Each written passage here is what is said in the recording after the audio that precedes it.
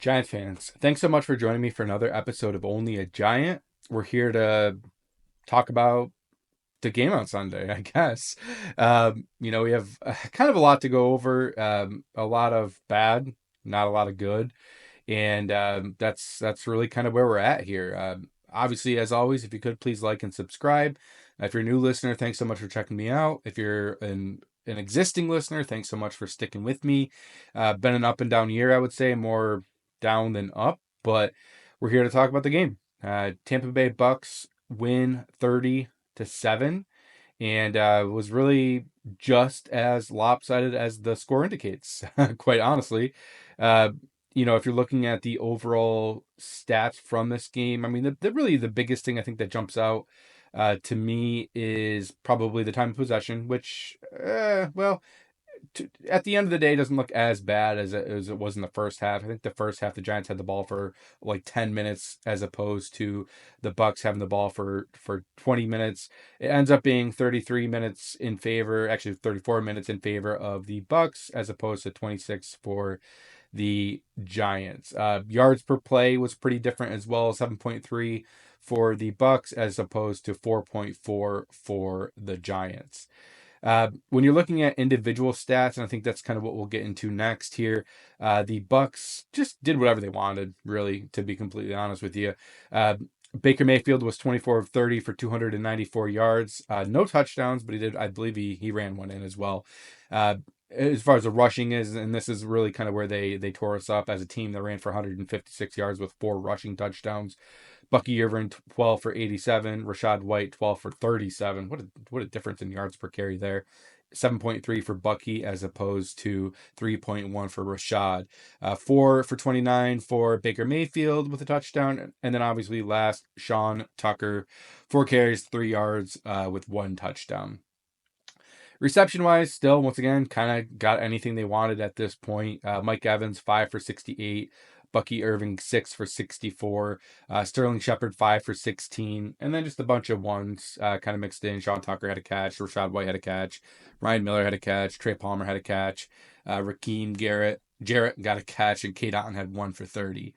As far as the Bucks on defense, it was kind of a defensive party for them. Antoine Winfield had a sack.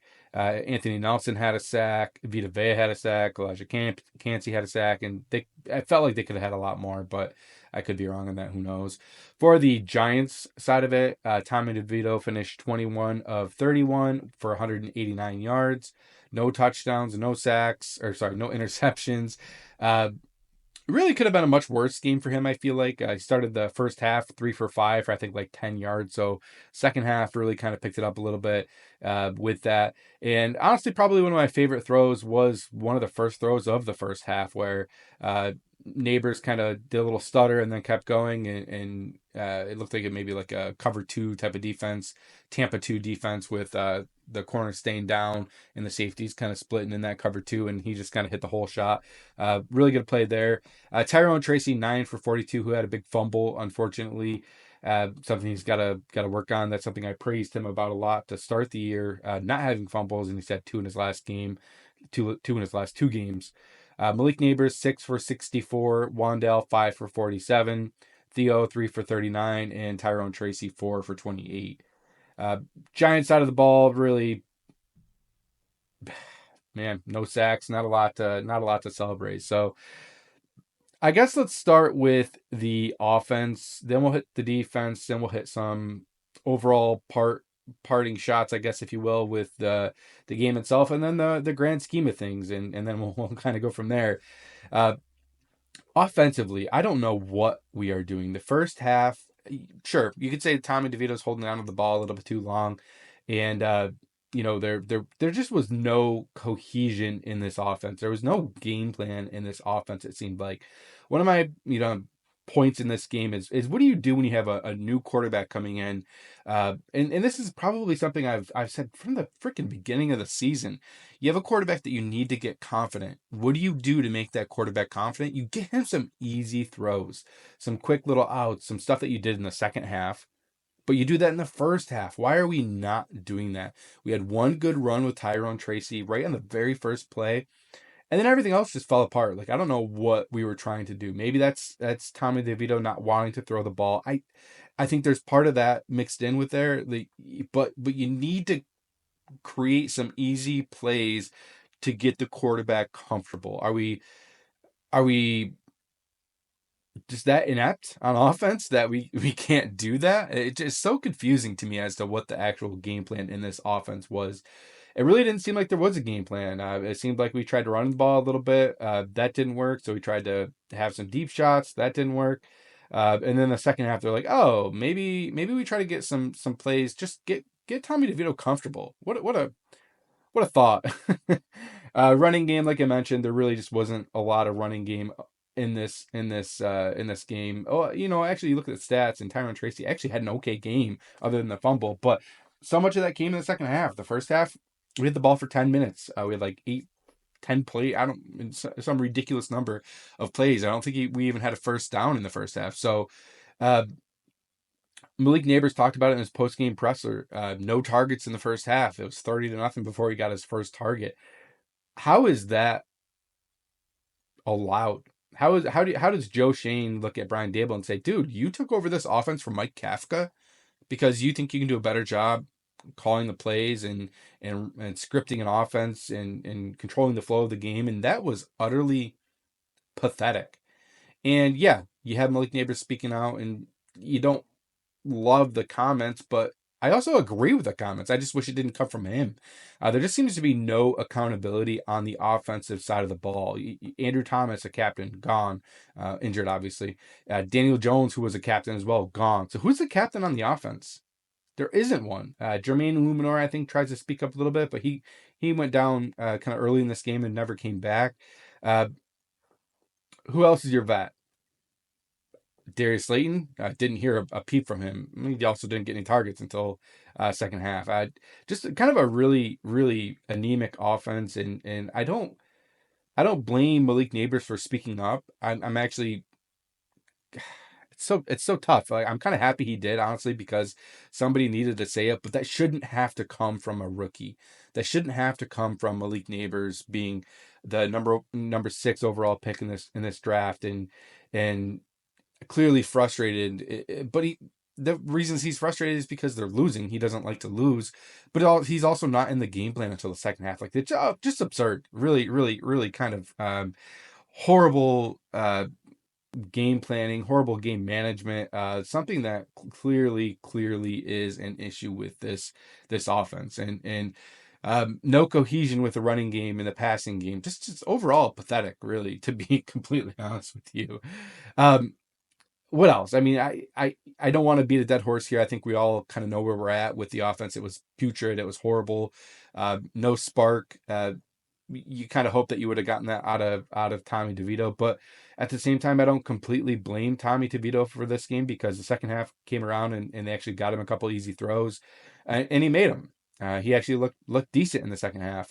Without that fumble, we would have at least scored 14 points, or maybe scored 14 points. But that's not like woo 14 points. That's not the what you're looking for. You're looking to score points and win a game here.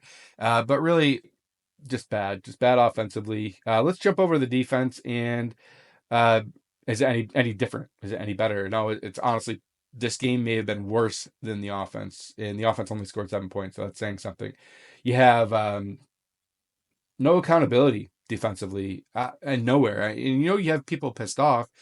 Dexter Lawrence is angry after the game. Brian Burns is saying things after the game that this is unacceptable, and he's right. But like at the same time, you have I don't care what Baker Mayfield says post game that it was a tribute to Tommy DeVito. You have him going all over the field after he scores a rushing touchdown. Get pissed, get in his face. That's not okay. It's kind of funny. Sure, but like as a player, you should take pride in your team and your teammates, and that's clearly a shot at Tommy DeVito. And the fact that nobody on the defense stepped up and got in his face, I don't care if you had a 15-yard penalty after that, if you bumped him or something. Somebody needs to take accountability on this defense, and it just doesn't seem to be happening. Uh, Ran the ball all over us, and that was kind of something we talked about in the preview episode that they can do that if they decide they want to. They just haven't been sticking to the run game. They did this game. They had 150 plus yards, uh, ran at will. Any third downs got almost every time. It felt like any third and longs was no challenge for them. Uh, Dexter Lawrence at a frustration level of 10 is what he said after the game, and I don't blame him for that. But at some point, you kind of have to take accountability for that too. Where's your fire? I know you're a little bit quieter, and you're a lead by example type of guy, um, but there's got to be some type of accountability on the field. We need to see that accountability. There was a clear lack of effort in this game. Brian Burns, you guys need to step up, and Bobby Okereke, where's your leadership? I haven't heard a peep out of you this year. Um, as far as being a leader, and you had such a great year last year on this team.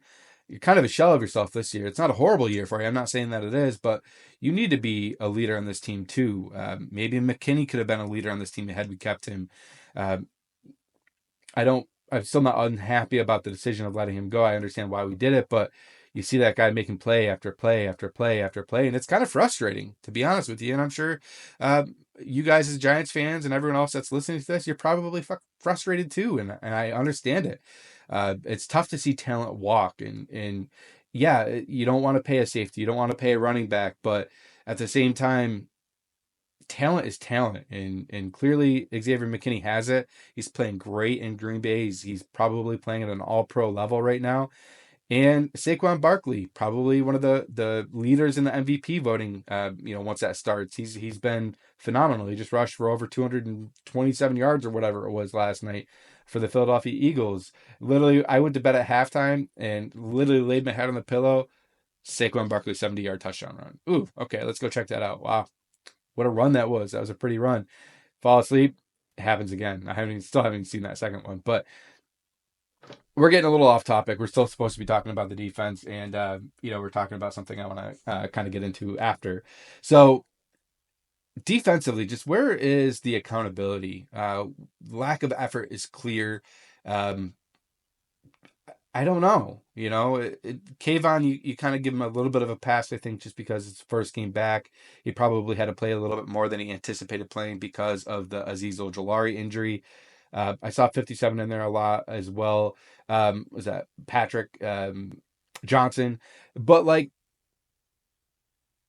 what else? Where? This team is so young, and I think that's part of the issue. But Deonte Banks looks bad.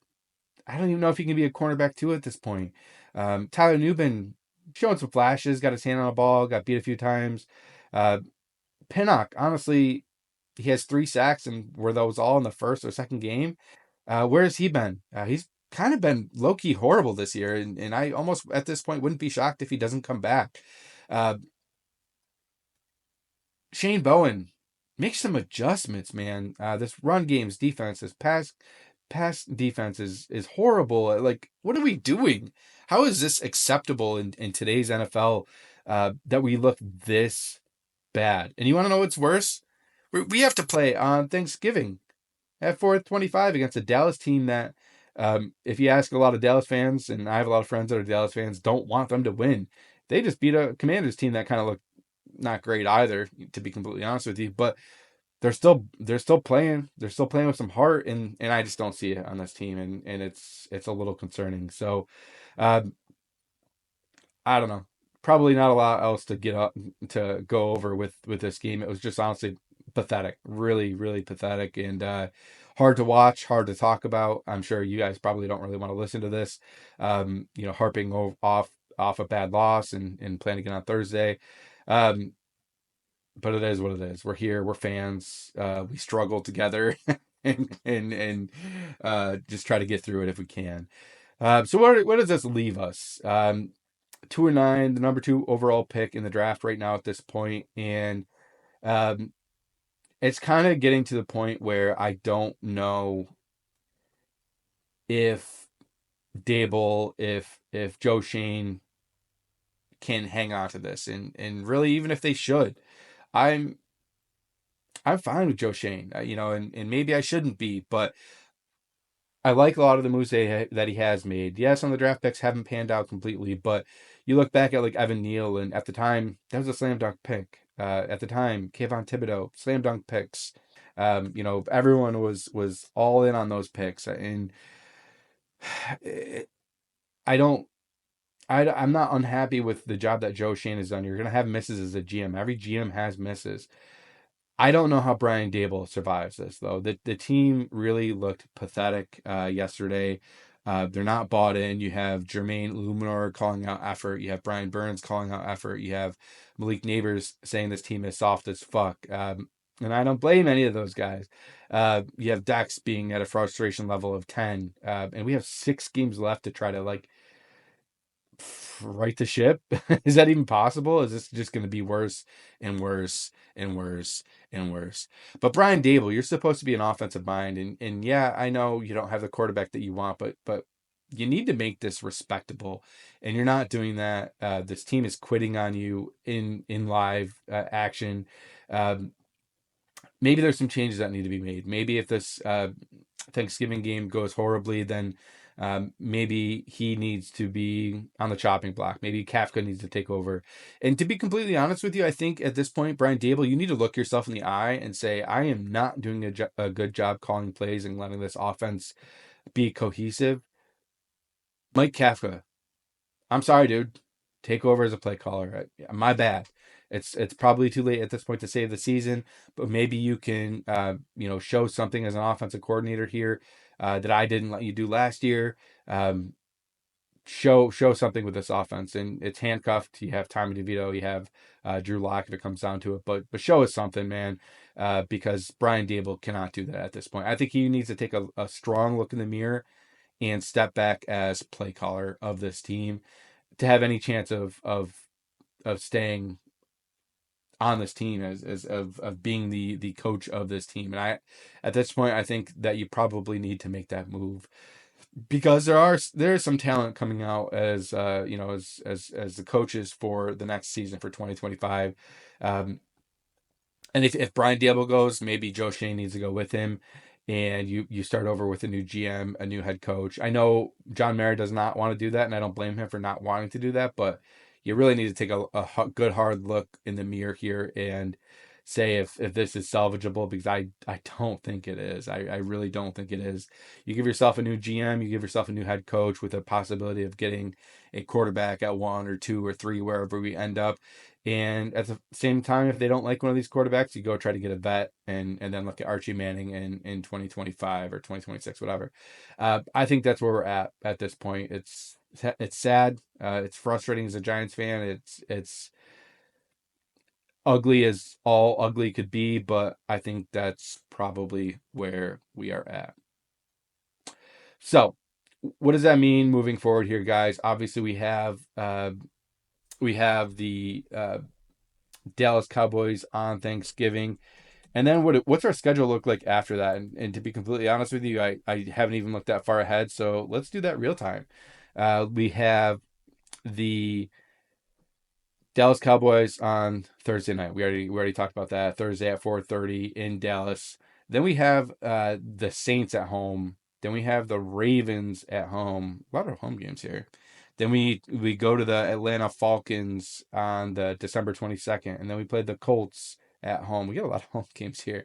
And then we end the season with the Philadelphia Eagles. So one road game, 2 home games, 3 home games. So 3 home games and 4 away games here in the next few weeks. So going to be a tough schedule coming up. It's hard for me to look at this schedule and say that we're going to win a game or 2 games. Obviously Dallas is kind of wishy-washy at this point. The Colts maybe a team that we can beat, but I'd be shocked if we have two. The Saints too.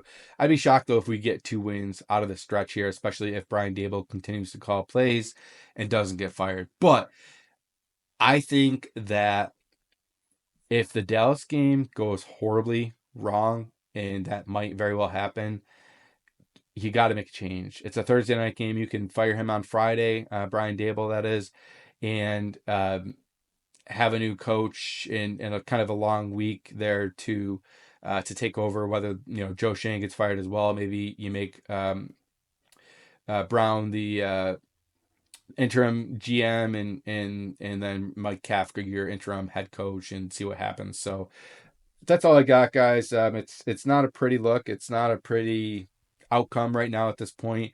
Uh, we shouldn't accept this as fans, though. To be completely honest with you, whether it is good, whether it's bad, it's being this bad and this uncompetitive in games at this point is not acceptable. That's all I got.